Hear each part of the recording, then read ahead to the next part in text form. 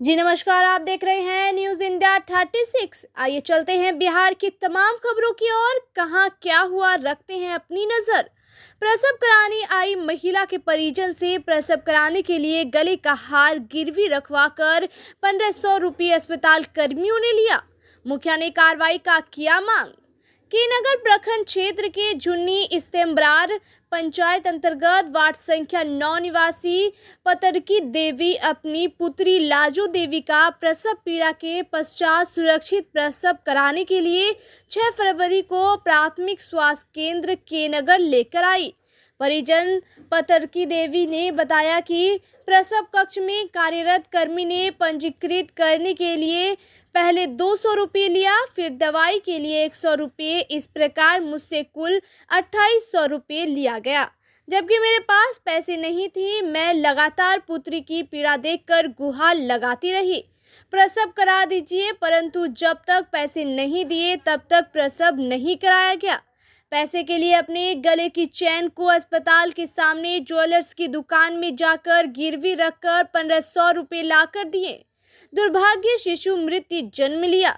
इस घटना की जानकारी झुनी इस्तेमरार पंचायत के मुखिया प्रतिनिधि इरशाद पूर्णवी, उप सरपंच मोहम्मद शौकत एवं वार्ड सदस्य को मिला। सभी प्रतिनिधि अस्पताल पहुंचकर मामले की जानकारी लिए एवं उपस्थित पदाधिकारियों से इस मामले में जांच की मांग करते हुए लिखित आवेदन दिया। साथ ही जिस ज्वेलर्स में गहना गिरवी रखी गई है वहां जाकर सत्यापित भी किया। ज्वेलर्स ने बताया कि एक महिला आकर लगभग 6.5 भरी चांदी का चेन गिरवी रखकर 1500 रुपये लिए है।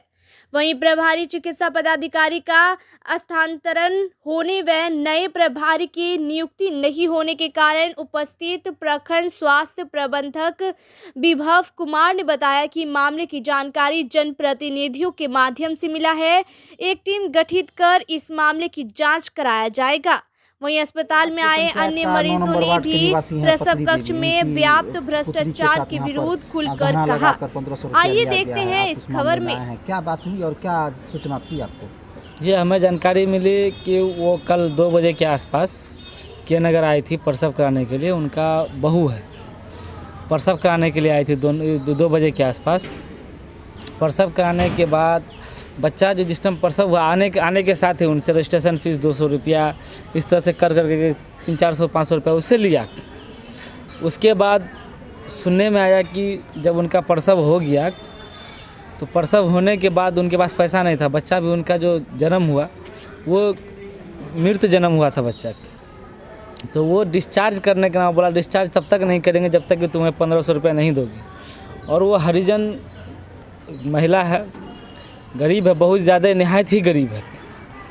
उनको 1500 रुपया उनसे मांगा, वो पैसा नहीं दे पाया। तो बोला तुम्हारे गले में जो हार है इसको गिरवी लगा करके आओ, पैसा लेके आओ। तो बगल के एक सुनार की दुकान में, इसी के नगर प्रखंड के हॉस्पिटल के सामने में एक दुकान है, उस दुकान में उन्होंने जा कर के अपना जेवर को गिरवी लगाया और 1500 रुपया ला करके इसको दिया है। इसको लेकर आप लोग क्या मांग कर रहे हैं? हम सीएस साहब से इस चीज़ की डिमांड कर रहे हैं कि लेबर रूम में, के नगर प्रखंड का जो लेबर रूम है इसमें बिना पैसा के किसी का ही प्रसव नहीं होता है।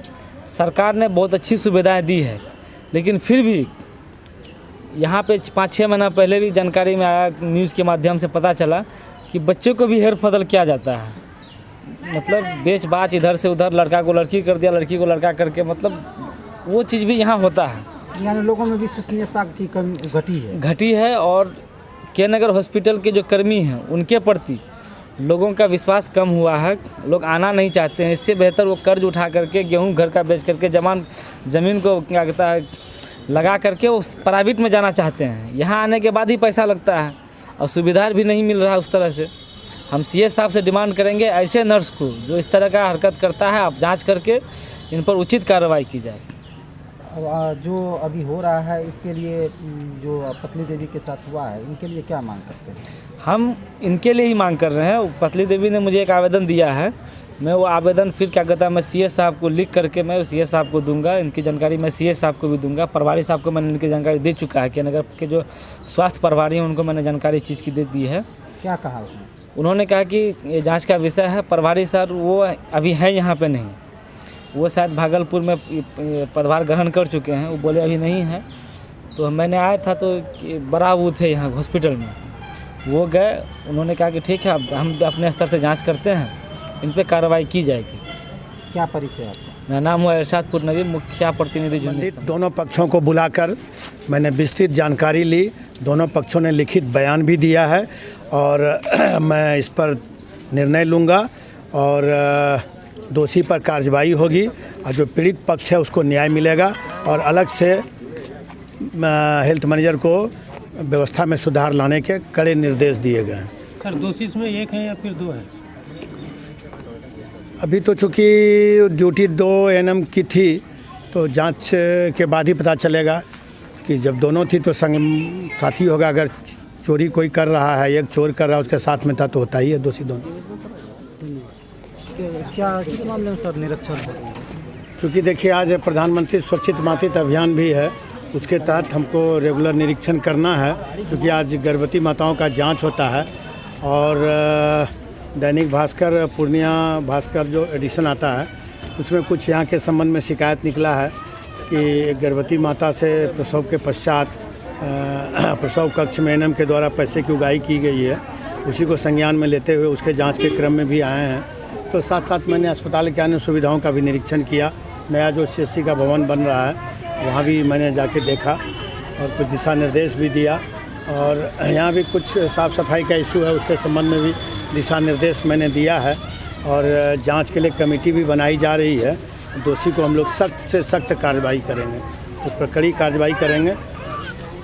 इस तरह का मामला सर ये इससे पूर्व भी 1-2 बार हो चुका है और ये मामला है, इस पर चूँकि मैंने हाल ही में योगदान दिया है और चूँकि मेरे योगदान देने के बाद ये पहला मामला है, इसलिए हम लोग इस पर कड़ी कार्रवाई करेंगे और इस पर यहाँ पर सब प्रभारी सर का नियुक्ति नहीं हुआ है, उसको लेकर देखिए प्रभारी का स्थानांतरण हो गया है और आज ही नए प्रभारी की नियुक्ति कर दी जाएगी। क्या परिचय? जी, मैं डॉक्टर अभय प्रकाश चौधरी, सिविल सर्जन पूर्णिया।